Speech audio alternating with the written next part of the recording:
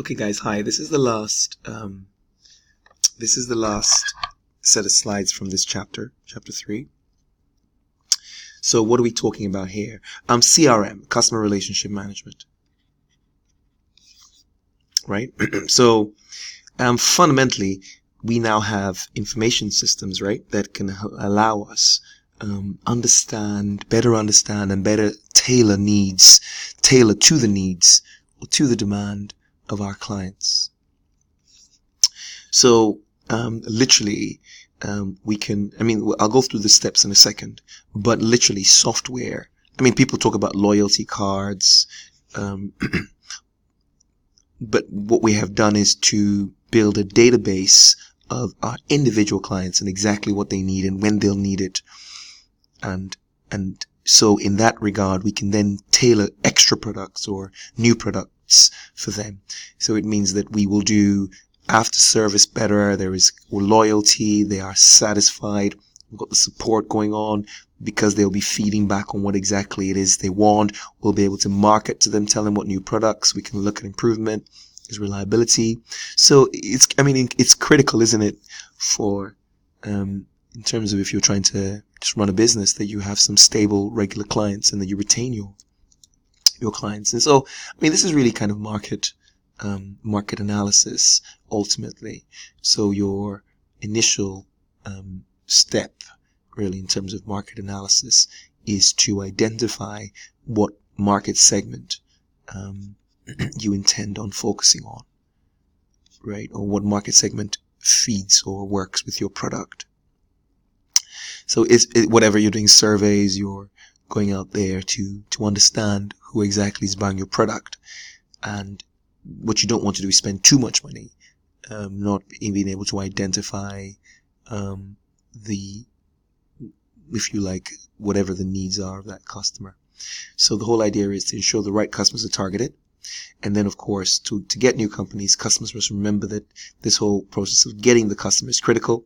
And you're doing your marketing and you're doing whatever it is, but you want to capture them and keep them, if you like. So you want to try and minimize the costs. But of course, you have to retain them. So everything I was talking about, you want to make sure that you deliver the goods to them on time. You want to make sure it's quality. You're listening to them. You're responding to your customers as soon as possible when you get a response, a question from them. And you haven't just taken them on just for their initial buy or just for their initial deposit and forgotten about them, but you've actually spent time trying to keep them. So the key point is if you can tailor as much as they want that product for them, then that's great. And people talk about lock-in strategies. But the key point is that ultimately what you want to do is you want your customers to keep coming back. Because they want to. Because they want to. And so you have that power to develop tools. You could think about it. You can use market analysis and to sort of think, okay, maybe I can give them discounts from time to time, whatever, 5%, if you like, or maybe free delivery on sometimes. The other day I was looking at Amazon. Amazon has started this thing called Amazon Now, which is literally within 2 hours they will deliver your goods to you, which is amazing. So you can order in the morning at 9 a.m. and by midday you have the product. So they know that the people are expecting to get those goods in that time, and you can track literally as a customer. You can track your good and see where it is, where your goods, and see where those goods are. And this is really talking about an extension, just carrying on, pushing on, selling additional products or to the customer as a result of having maintained that relationship. So you have a ready market, if you like, available to sell on further products. Right. And then, of course, again, like I mentioned, I talked about after sales already. Really important to make sure that you are available to, if you like, whatever warranties you've provided or whatever guarantees that you are available to meet the needs of your customer. And so we're going to move on to big data. Big data is, there's so much of it, really. The key point here is we're talking about the fact that now we have the internet. We're all using it. many businesses are using cookies to try and track and see how people behave and what they're clicking on and what they're interested in.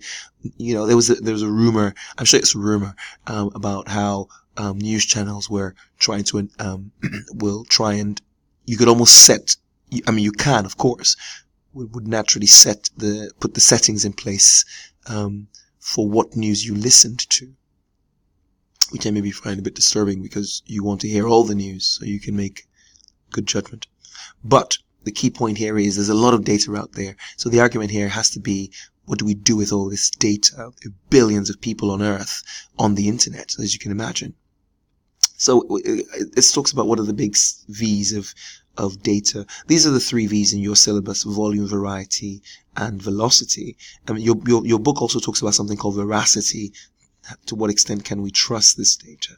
But the key point here is that we're having data coming from a lot of places, and there are different types of data. You have structured, you just have data coming in. Some of it partly, you have information, you have just pure data, which needs further analysis. You kind of have mixed up data that needs to be taken apart. Again, this question, I guess it's really a matter of trust. As you do know, we do live in the era of fake news. So now people will literally just sit there and just write up a false article. Just sit there and post it as though it's real. Velocity, and this just talks about the speed at which it's coming through.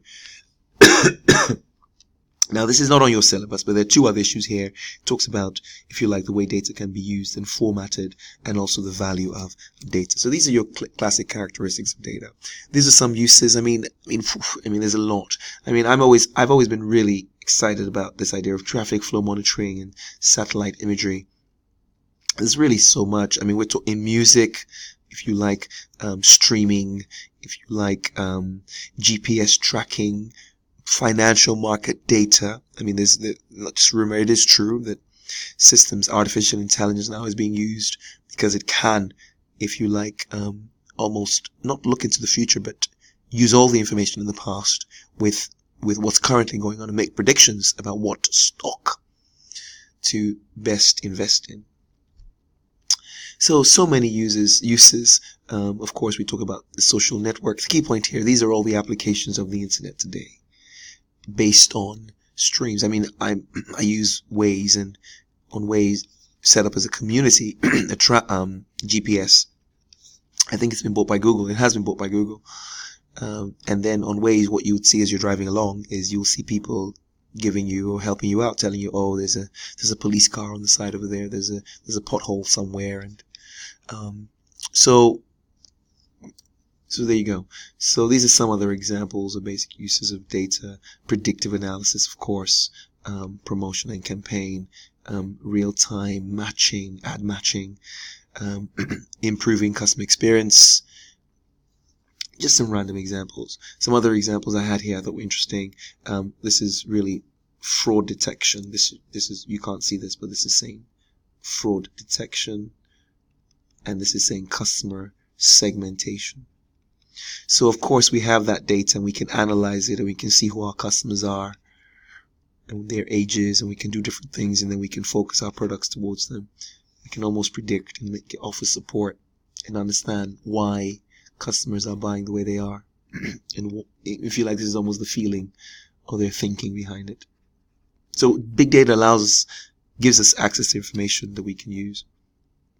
Of course, I don't know if I mentioned fraud detection. That's big, right? So if because of the way you behave when you typically log in every morning to check something, and then suddenly, and you're in a particular area, and then suddenly someone else is logging into your account, like, I don't know, 2 a.m. in the morning from Mexico or something, or from Spain, if you like, or from the US when you live in London, then you can understand how big data allows people to sort of track and say, well, this is a bit odd. And many banks will not even let you log in they'll send you a text asking for your permission or just to confirm it is you. This kind of says the same thing again: detect risks and checks fraud, understand customer needs better. There's, of course, there's a reduction in cost and makes products more efficient. Like all things, there are risks, and this data has to be analyzed. So you do need people who are skilled in being able to look at that data, and that can be expensive. Security. What do we do with all this data? How do we keep it secure? Because you're collecting people's information. So we recently had something in the UK called GDPR. I think it was May 25th last year, 2018, it came into place, about people discussing, training people on how to protect data, basically making organizations liable for the misuse of data. So this is kind of data protection here.